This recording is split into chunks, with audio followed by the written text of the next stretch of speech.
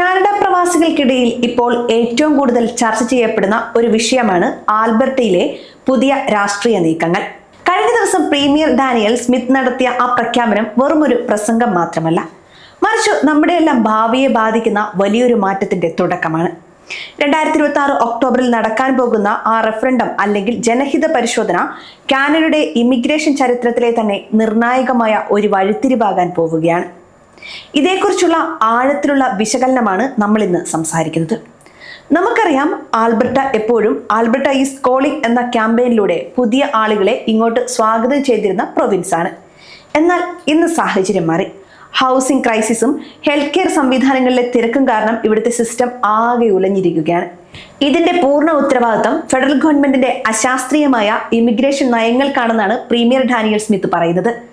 ഈ ഒരു പശ്ചാത്തലത്തിലാണ് ഇമിഗ്രേഷൻ നയങ്ങളിൽ പ്രൊവിൻസിന് കൂടുതൽ അധികാരം വേണമെന്ന ആവശ്യവും ഉയരുന്നത്. ക്യുബക്കിന് നിലവിലുള്ളതുപോലെ സ്വന്തം ഇമിഗ്രേഷൻ നയങ്ങൾ തീരുമാനിക്കാനുള്ള അധികാരം ആൽബർട്ടയ്ക്കും വേണമെന്നാണ് പ്രധാന ആവശ്യം. ഇതിനായി 9 ചോദ്യങ്ങളാണ് റഫറൻഡത്തിൽ വോട്ടർമാർക്ക് മുന്നിൽ വെക്കുന്നത്. ഇതിൽ നമ്മളെ സംബന്ധിച്ച ഏറ്റവും പ്രധാനപ്പെട്ട ചില കാര്യങ്ങളുണ്ട്.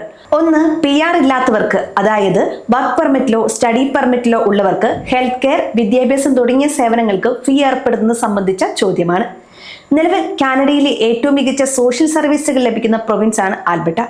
എന്നാൽ ഇനി മുതൽ ആൽബർട്ട അപ്രൂവ്ഡ് ഇമിഗ്രേഷൻ സ്റ്റാറ്റസ് ഉള്ളവർക്ക് മാത്രമേ ഈ ആനുകൂല്യങ്ങൾ സൗജന്യമായി നൽകാവൂ എന്നൊരു നിർദ്ദേശവും അവിടെയുണ്ട്. ഇത് ഇവിടെയുള്ള നമ്മുടെ മലയാളി വിദ്യാർത്ഥികളെയും താൽക്കാലിക തൊഴിലാളികളെയും എങ്ങനെ ബാധിക്കുമെന്ന് നോക്കാം. ആൽബർട്ടയിൽ വന്ന് 12 മാസമെങ്കിലും താമസിച്ചാൽ മാത്രമേ സോഷ്യൽ സപ്പോർട്ട് പ്രോഗ്രാമുകൾക്ക് അർഹതയുണ്ടാവൂ എന്ന നിബന്ധന വന്നാൽ അത് പുതിയതായി എത്തുന്നവർക്ക് വലിയ സാമ്പത്തിക ബാധ്യതയുണ്ടാക്കും. അതുപോലെ തന്നെ വോട്ട് ചെയ്യുന്നതിന് സിറ്റിസൺഷിപ്പ് തെളിവുകൾ നിർബന്ധമാക്കുന്ന നിയമവും ചർച്ചയിലുണ്ട്. ഇനി ഇതിന്റെ മറ്റൊരു വശം നോക്കിയാൽ സാമ്പത്തിക കുടിയേറ്റത്തിന് മുൻഗണന നൽകാനാണ് ആൽബർട്ട ലക്ഷ്യമിടുന്നത്.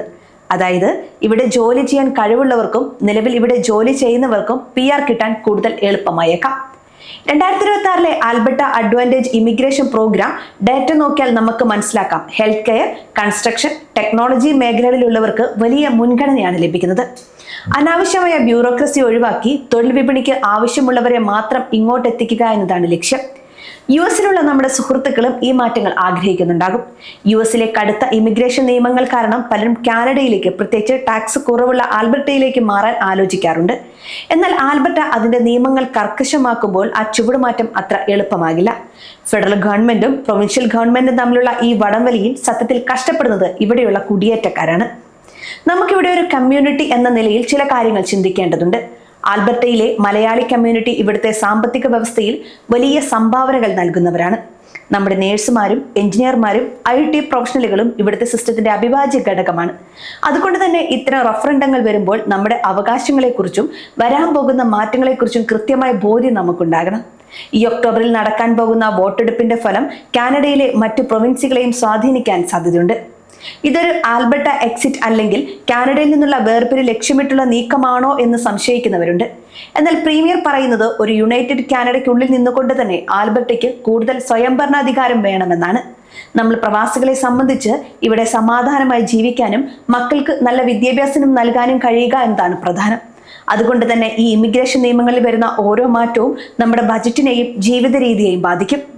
വരും മാസങ്ങളിൽ ഇതിനെക്കുറിച്ച് കൂടുതൽ വ്യക്തത വരുമെന്നാണ് റിപ്പോർട്ടുകൾ സൂചിപ്പിക്കുന്നത്. ആൽബർട്ടയിലെ ഓരോ മലയാളിയും അറിഞ്ഞിരിക്കേണ്ട ഒരു കാര്യമാണിത്. പുതിയ മാറ്റങ്ങൾ എപ്പോഴും വെല്ലുവിളികൾക്കൊപ്പം ചില അവസരങ്ങളും കൊണ്ടുവരാറുണ്ട്.